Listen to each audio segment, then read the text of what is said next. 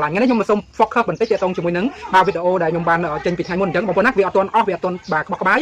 ដោយសារតែបងប្អូនខ្លះក៏គាត់មានចម្ងល់បន្តបាទអញ្ចឹងអ្វីដែលបងប្អូនមានចម្ងល់អាចធ្វើការបកស្រាយនៅថ្ងៃនេះតែម្ដងបងប្អូនបាទពាក់ព័ន្ធជាមួយនឹងបាទម្ចាស់ brand ដែលហេការមិននាំចូលមិនចែកចាយមិនផ្សព្វផ្សាយនៅផលិតផលបាទពីសៀមអញ្ចឹងណាបាទហើយក្នុងនោះខ្ញុំបានសង្កត់ធ្ងន់ថាបាទគាត់គ្រាន់តែបំបាយពីសៀមទៅប៉ៃអឺរ៉ុបឬក៏អាស៊ីផ្សេងទៀតបាទប្រទេសផ្សេងទៀតតែប៉ុណ្ណោះបាទដែលក្នុងនោះគឺខ្ញុំផ្ដោតសំខាន់ថានេះគឺមិនមែនជានិន្នាការក្នុងការជួយទៅដល់សេដ្ឋកិច្ចប្រទេសទេបាទគឺបាទការនាំចេញលុយឬក៏បាទបង្ហូរលុយចេញពីកម្ពុជាដដែលហើយកាន់តែអស់ច្រើនជាងមុនទៀតបងប្អូនដឹងហើយផលិតផលខ្លះមកពីប៉ៃអឺរ៉ុបគឺថ្លៃហ่ะអញ្ចឹងឃើញផលិតផលខ្លះគឺស្តង់ដារប្រហែលខ្មែរប៉ុន្តែលក់តម្លៃលើខ្មែរដោយសារអីបាទពុននាំចូលណាតម្លៃវត្ថុធាតុដើមនៃការផលិតមកពីគេថ្លៃបាទអញ្ចឹងមិនប្រកាសថាប្រសិទ្ធភាពដែលបងប្អូនប្រាប់តែផងនោះទេអានេះគឺខ្ញុំសូមបញ្ជាក់ណាបាទអញ្ចឹងបាទជាថ្មីម្ដងទៀតបាទខ្ញុំសូមឲ្យបងប្អូនធ្វើពីការមិនប្រើប្រាស់ផលិតផលបរទេសរស់ជាច្រើនមិនថាមកពីប្រទេសណាទេឲ្យតែផលិតផលនោះខ្មែរធ្វើបានបងប្អូនប្រាប់បន្ទាន់ណាប៉ុន្តែបើសិនជាផលិតផលខ្លះខ្មែរមិនអាចធ្វើបានបងប្អូនទ្រាំអត់បានណាមិនអាចដោះដូរគ្នាបានអូខេបងប្អូនប្រាប់ចោះប៉ុន្តែខ្ញុំឃើញថាផលិតផលខ្លះគឺខ្មែរធ្វើបានហើយធ្វើបានល្អជាងទៀតផងប៉ុន្តែដោយសារតែគ្រប់គ្រង idol គ្រប់គ្រងបាទ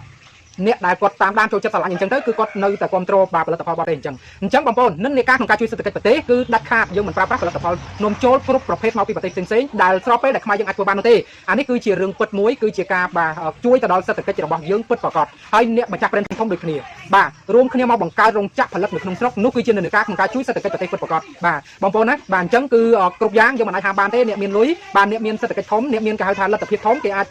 បង្រួនទីផ្សារបានណាបាទឲ្យបងប្អូនប្រើប្រាស់ប៉ុន្តែយើងជាពលរដ្ឋខ្លួនឯងបាទមានយើងខ្លួនឯងដែលយល់បានយើងអាចធ្វើពីការបានដោយខ្លួនឯងបាទចូលរួមគ្រប់គ្រងក៏ដូចជាលើកតម្លៃបាទសេដ្ឋកិច្ចជាតិរបស់យើងក៏ដូចជាការជួយខ្លួនឯងដូចគ្នាបងប្អូនស្រាប់ឲ្យទាន់ណាបាទដឹងស្រាប់ហើយនៅពេលដែលយើងប្រើប្រាស់ផលិតផលក្នុងស្រុកដាច់ខាតគឺយើងជួយបាទរួមចំណែកក្នុងការជួយដល់សេដ្ឋកិច្ចអានឹងវាគឺជាការពិតនៅពេលដែលបងប្អូនចាយលុយទៅកាន់បរទេសបងប្អូននឹងបង្ហូរលុយចេញទៅក្រៅប្រទេសហើយអញ្ចឹងយូរនឹងឆាប់គង់តែអស់លុយពីក្នុងស្រុកទេបងប្អូនណាបាទថាគ្រប់គ្រងរបស់គេឲ្យច្រើនគឺផើតបានន័យថាបាទកប៉ៅរបស់យើងគឺផតហើយតោះនេះបងប្អូនតែកប៉ៅផតសេដ្ឋកិច្ចប៉ះពាល់បងប្អូនត្រាប់ឲ្យទាន់ណាហើយស្របពេលដែលយើងអាចធ្វើបានយើងឆ្នៃបានហេតុអ្វីបានជាយើងនៅបន្តគ្រប់គ្រងផលិតផលបរទេសអានេះគឺសូមបញ្ជាក់ឲ្យបងប្អូនគិតបន្តិចណា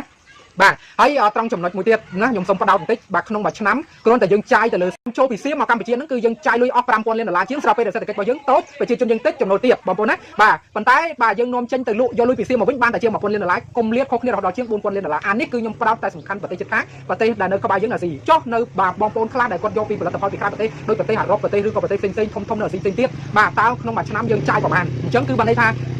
ថងលុយធ្លាយគ្រប់ច្រកបងប្អូនណាថងលុយគឺធ្លាយគ្រប់ច្រកតែម្ដងអញ្ចឹងគឺកន្លែងនេះអត់បានទេបងប្អូនណាគិតឲ្យមែនតើបាទធ្វើពីហេការគឺមិនមែនត្រឹមតែមួយខែមួយថ្ងៃមួយឆ្នាំតែធ្វើមួយជីវិតរហូតដល់សេដ្ឋកិច្ចកម្ពុជាខ្លាំងស្រាប់ឲ្យទាន់បងប្អូនណាបាទអញ្ចឹងវីដេអូនេះក៏សូមផ្ញើទៅដល់ម្ចាស់ brand ធំៗដូចគ្នាបាទមិនមែនគ្រាន់តែផ្ទុះល្បីមកប្រើហើយធ្វើពីហេការមិនប្រើប្រាស់មិនគ្រប់គ្រងមិនចែកចាយបាទក្នុងរយៈពេលខ្លីបន្ទាប់មកក៏យកមកដដែលអានឹងអត់ល្អទេហើយតាមមើលទាំងអស់គ្នាបងប្អូនណាក្នុងនាមយើងជាអ្នកប្រើប្រាស់ថាតើបាទពួកគាត់អង្រួនទីផ្សារតែមួយផ្លែឬមួយក៏គាត់មានឆន្ទៈពិតប្រាកដក្នុងការមិនជួយមិនគ្រប់គ្រងមិនចែកចាយមិនផ្សព្វផ្សាយពិតប្រាកដណាបាទហើយខ្ញុំក៏មិនគ្រប់គ្រងផងដែរព្រោះវាមិនគប្បីជាមួយកម្ពុជាទេដែលនាំចេញបានន័យថាបាទទៅក្រៅបរទេសផ្សេងទៀតណាមិនមែនធានាការក្នុងការជួយកម្ពុជាទេអញ្ចឹងយល់បានដោយខ្លួនឯងអ្នកប្រើប្រាស់ជាកម្ពុជាបាទយើងប្រើប្រាស់តែរបស់ក្នុងស្រុកដែលខ្មែរអាចធ្វើបានយើងគ្រប់គ្រងពេញទំហឹងមានបាទការផលិតឡើងការឆ្នៃបានឲ្យរោងចក្រជាច្រើននៅកម្ពុជាបងប្អូនអាចបាទមិនពេញចិត្តកន្លែងនេះទៅកន្លែងនោះបានប៉ុន្តែសូមកុំបរទេសណាអានេះគឺជានិន្នាការជួយខ្លួនឯងជួយសង្គមបាទជួយសង្គមជាតិរបស់យើងណាគ្រួសារសង្គមជាតិអូខេតោះបងប្អូនបាទមានរឿងជាច្រើនទៀតដែលខ្ញុំត្រូវនិយាយបាទអាចជាចម្ងល់ក៏ដូចជាអាចជាអ្វីដែលបងប្អូនចង់បញ្ចេញមតិតែបងប្អូនអាចចេញមតិបាននៅលើបាទវីដេអូរបស់យើងអាចជាខមមិនបាទបែបណាក៏បានដែរអូខេចូលរួមប្រើប្រាស់និងគ្រប់គ្រងផលិតផលក្នុងស្រុកទាំងអស់គ្នាដើម្បីសេដ្ឋកិច្ចជាតិយើងរីកចម្រើនទាំងអស់គ្នាបងប្អូនអរគុណជម្រាបលាបាយបាយ